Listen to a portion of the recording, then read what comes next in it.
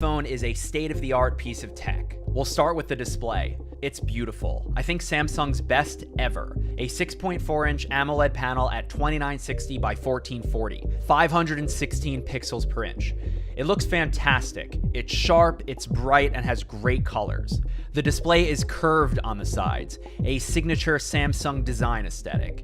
And the corners are rounded too. I think pointy-cornered smartphones are becoming a thing of the past. And no, there is no notch. Good job, Samsung. Though you've got small top and bottom bezels and even smaller side bezels. The phone definitely feels big in my regular-sized hands, but it also feels great.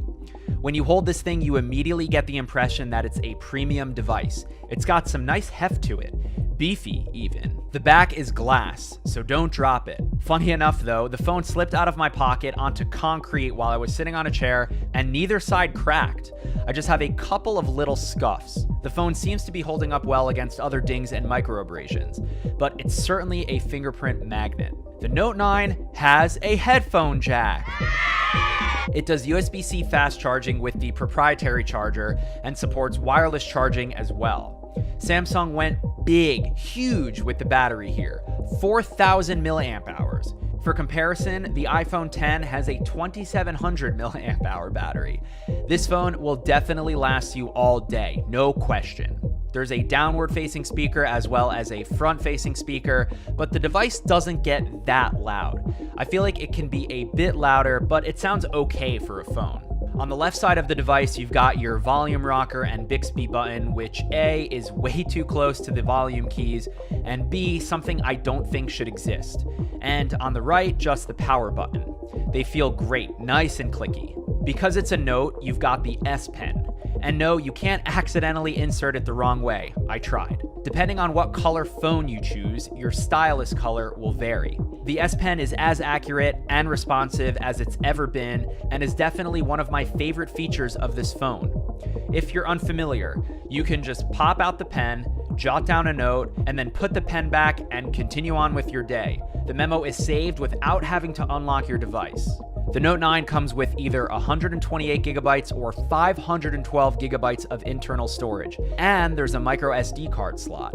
So when Samsung releases its 512 gigabyte micro SD card, you can walk around with 1 terabyte of physical storage in your smartphone. Nuts. There's a multitude of ways to unlock the Note 9. There's a fingerprint reader around back that's placed much better than previous Galaxy phones, and it's super fast. You've also got an iris scanner and facial recognition, but in my testing, the fingerprint reader worked the quickest. Plus, the screen can be completely off, versus iris or facial recognition requiring the device to be on the lock screen. In any event, it's nice to see Samsung give so many options here. Alright, let's talk about the cameras. Starting with the front camera. It's pretty good, nothing earth-shattering here.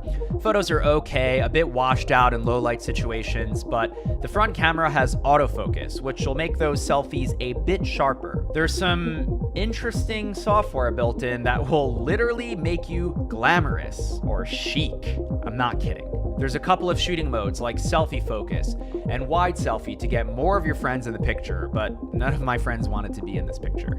The dual camera system around back is incredible. Like the S9 Plus, the Note 9's wide lens has a variable aperture.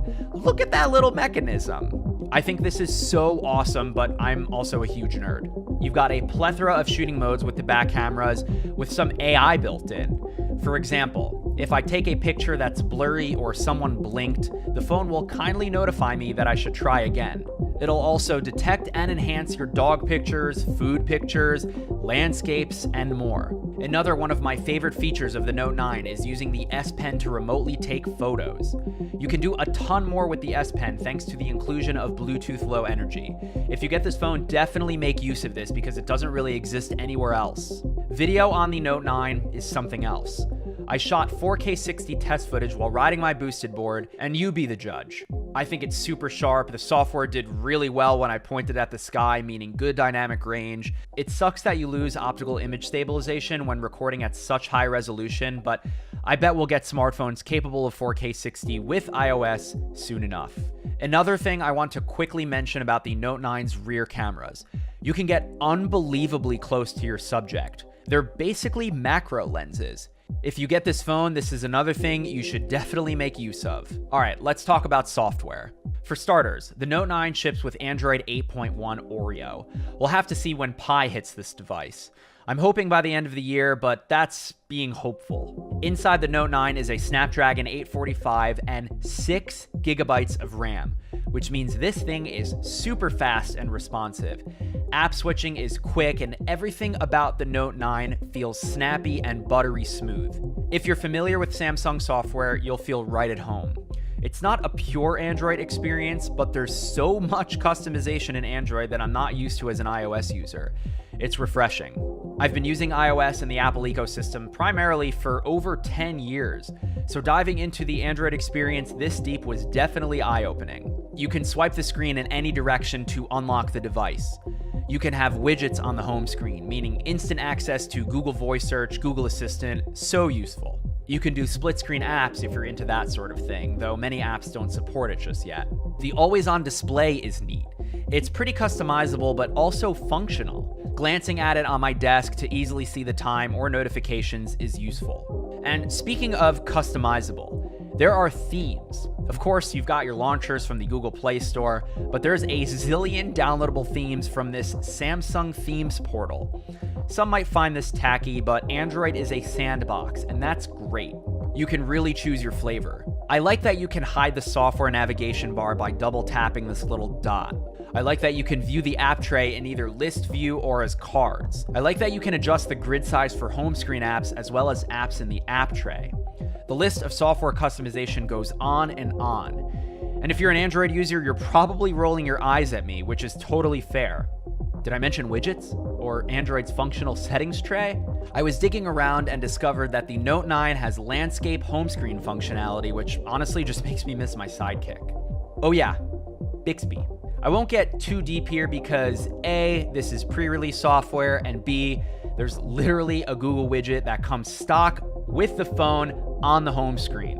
Look, I understand what Samsung is trying to do here, but leave it to Google. The physical Bixby button still annoys me, and I turned off left swipe for Bixby. When all is said and done, if you're upgrading from a Samsung device that's, say, at least 2 years old, like the S7, for example, I would definitely consider the Note 9. If you have an S8 or a Note 8, I'm not sure that this is that compelling of an upgrade. If you're a Samsung diehard, know that this is the best device the company has ever made.